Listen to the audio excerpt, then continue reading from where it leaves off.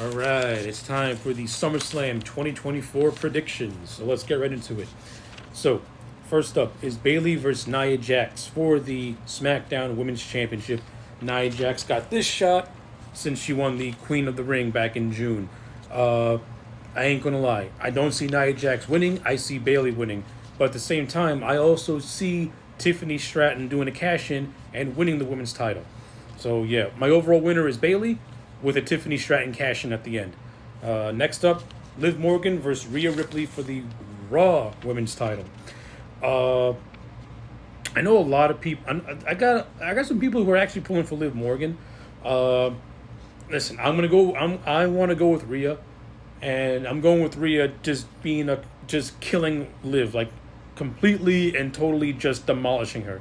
However, I do see Dominic playing a role, and whatever Dominic does, that's gonna pretty much decide the winner of this match. Like, I want to go with Rhea. I'll understand if they go with Liv. If Liv does end up being Rhea, then you gotta blow this off at Bash in Berlin with Dom as the guest referee. Cause going past that, it's gonna go. It's this dude's gonna get stale, and it's gonna get stale really, really quickly. Next up, Logan Paul versus LA Knight for the United States Championship. It's time to take the belt off Logan Paul. Like, it really is. Logan Paul has been U.S. champion for far too long. He's done absolutely nothing with the belt except take on his talk show. I mean, yeah, there are times where I forget that Logan Paul is on the roster, and he's even holding a mid card title.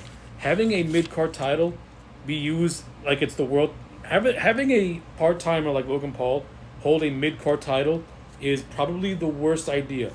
And the fact that you did it for almost a year, that's ridiculous. Because the guys on SmackDown have no one to fight, have nothing to fight for. So, I'm definitely going for LA Knight in this one. Next up, a rematch for Money in the Bank. Sami Zayn defends the Intercontinental Championship against Braun Breaker. It's time to pull the trigger. Put that IC title on Braun. Put it on Braun. It's time. No more waiting. It's time. All right. Now we're gonna get to the two big matches. So number one, Damian Priest versus the 2024 King of the Ring Gunther for the World's Heavyweight Championship. A lot of my friends are pulling for Damian Priest, but I'm not gonna lie. I'm pulling for Gunther. I think the time is now to start building Gunther as the kingpin of Monday Night Raw. I do see either Finn Balor or JD McDonough playing a role in this thing. Hell, I even see Carlito probably playing a role in this thing. I want to go for Gunther. I don't think that Damian Priest needs to be world champion when he breaks away from Judgment Day, to be honest with you. Like, I've said it to my friends more than once. This is a test run. The world title is a test run for the big title, and I think Damian Priest has shown that he's a capable world champion, and I wouldn't be shocked if he ends up holding the real world title on that's currently held by Cody Rhodes very, very soon. Is this match going to be a barn burner? Absolutely. This is one of those matches that I know is not gonna disappoint. It's going to be a slugfest. Going with Gunther. All right, and now we get to the two most important matches of the night. Let's cover CM Punk versus Drew McIntyre with Seth Rollins as the guest referee. This has been the hottest feud in WWE, and it happened by total accident when CM Punk got hurt at the Royal Rumble. And it just so happened that Drew McIntyre was the guy that accidentally injured CM Punk. But since Triple H was handed gold on a silver platter, and he has done absolutely all that he can to make this feud as hot as it can be, with Punk constantly screwing over Drew McIntyre every chance he gets. Drew McIntyre needs to win this match. CM Punk does not need this win. Drew McIntyre needs this win.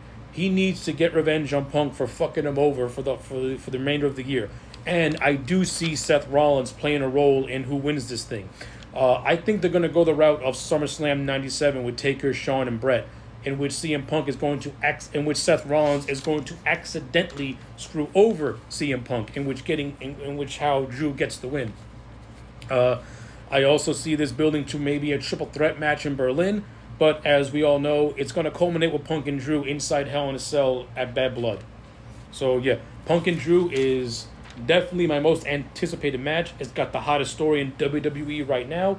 You pretty much, and you got the wild card in Seth Rollins, who is going to play a role in the deciding factor. Like, this is going to be a great match. I can't wait.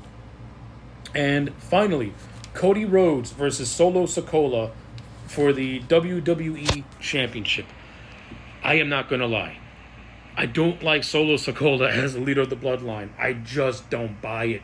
What makes it even worse is that he is overshadowed by Jacob Fatu, who looks more like a star. Hell, Solo Sikoa is even shadowed by Tama Tonga. Tama Tonga's got more stage presence than Solo does. Solo just has not got out of that enforcer role. He still looks like an enforcer. He doesn't look like a boss. Tama Tonga and Jacob look more like a boss. The only reason this match is happening is because something big is going to go down. We're going to get... I guarantee you this. I guarantee one thing. We're definitely getting Paul Heyman's return. And we're either going to get Jimmy coming back, or we're going to get Roman Reigns coming back. Or we might get a wild card and we end up seeing The Rock come back. No matter what, if this match goes on last, that means something big is going to go down. But if this match goes on second to last and CM Punk and Drew McIntyre ends up headlining the show, I still think we're going to get something big happening no matter what. But as an overall winner, I'm going to go with Cody Rhodes. I don't want to see Solo as the world champion.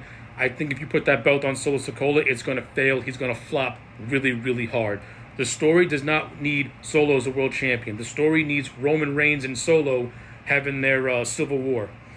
So, yeah, those are my thoughts on SummerSlam 2024. Let me know yours in the comment sections down below. And let's get to it.